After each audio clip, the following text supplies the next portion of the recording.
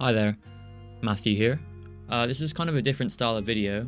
I thought I'd just go over my signal chain and how I kind of achieve a periphery style tone using an amp modeler. So what I use is a Fractal Fm3. This should work pretty much the same for any amp modeler that you use. It'll just vary depending on names of amps, cabs, and how they're mic'd up.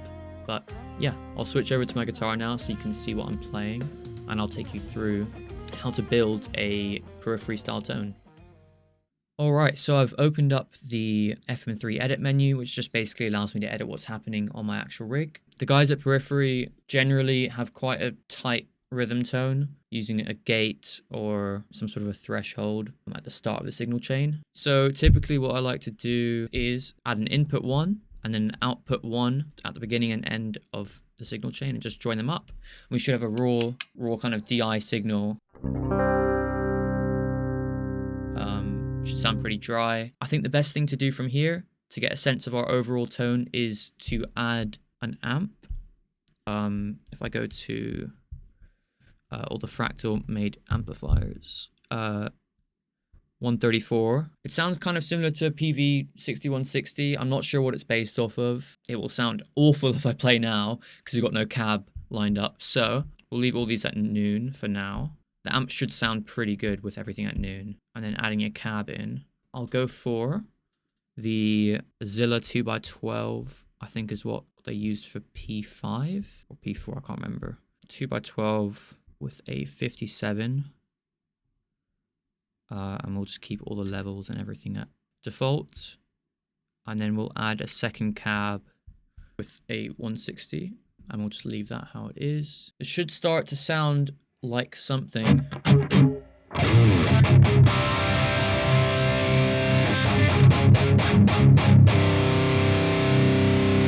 There's clearly way too much low end in there, especially if you're going to have bass underneath that in a mix. We want this to be kind of a mix ready tone, not going to have to do too much with the EQ after. So we're going to add a graphic EQ after the cab, which we will dial in later on after we get the gain and everything sorted out with the amp. So I think we've got a fairly good amount of gain on the amp so far. Leave all the switches how they are.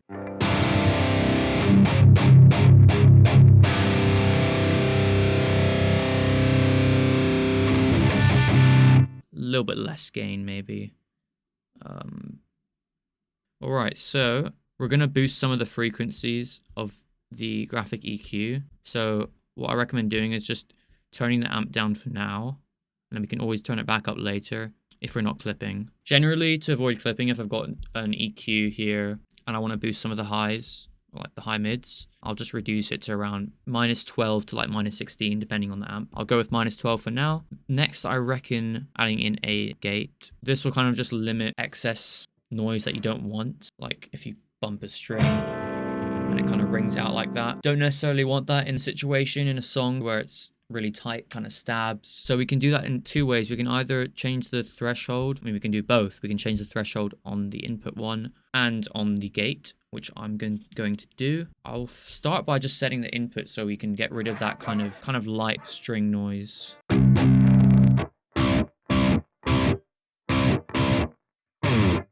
So you see, we get rid of that kind of thing. It's not as present. Let's see if we get any of this.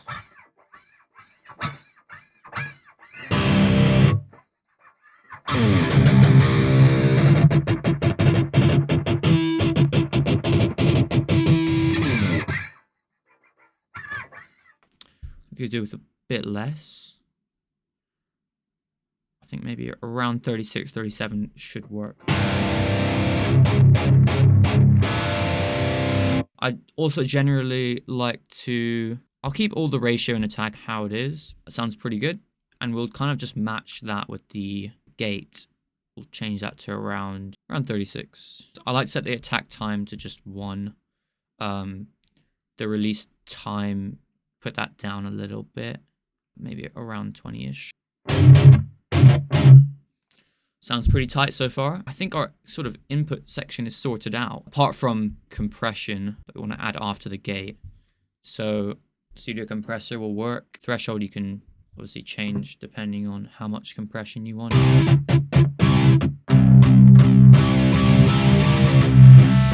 And just play with different dynamics, some really quiet playing, and then some really loud, high pick attack, and you can kind of figure out what threshold you want.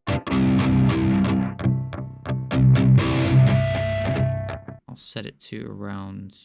So the thing with a compressor is that we don't want the noises that we don't necessarily want to go through. We don't want those noises to be kind of accentuated. Having a super compressed signal can kind of bring out some noises that you don't necessarily want and make them a lot louder. So I think having a kind of 37 should. I'm not going to change any of the EQ on the amp. I'm just going to do it solely off of the graphic EQ. So first thing that we want to do, obviously there's a ton of low end there. Take away most of these low frequencies here.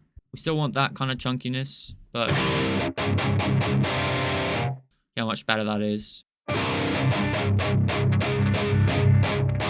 A good way of testing this is with palm mutes, because you get kind of the loudest signal and the most low end. We can probably boost 500 just by a bit. Not too much in the mids though.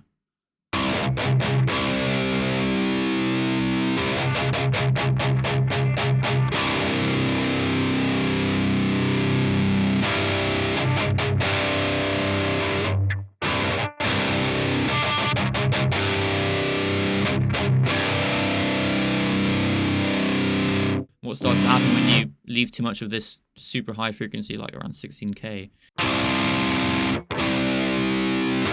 hissing, kind of buzzing sound. So it's normally good to just reduce that by quite a bit. For more modern tones, I quite like to add an enhancer. It's a very subtle difference. It works quite nicely with this amp here. So that is kind of the bass tone for now. We'll just call this rhythm. We can mess around with certain effects that we want. You might want to add a filter on that. So we can have filter. I guess we can just do a bandpass filter.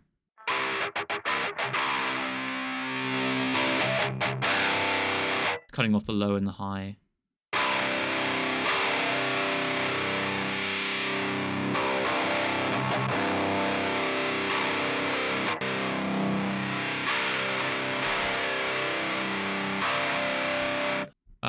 Keep the rhythm tone as it is, maybe add new scene with the filter on. If we're playing, say, a more technical line, we might want to turn the gate off. Say you're playing like a legato line, something like that. You might want it to bring out more of the notes more easily, so you don't have to have as hard of an attack. Just call it rhythm minus gate. So yeah, the bass rhythm sound.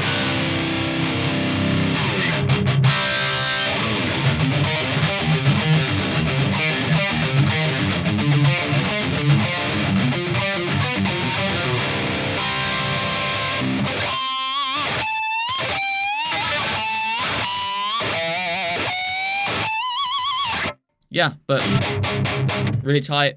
Hope that helped.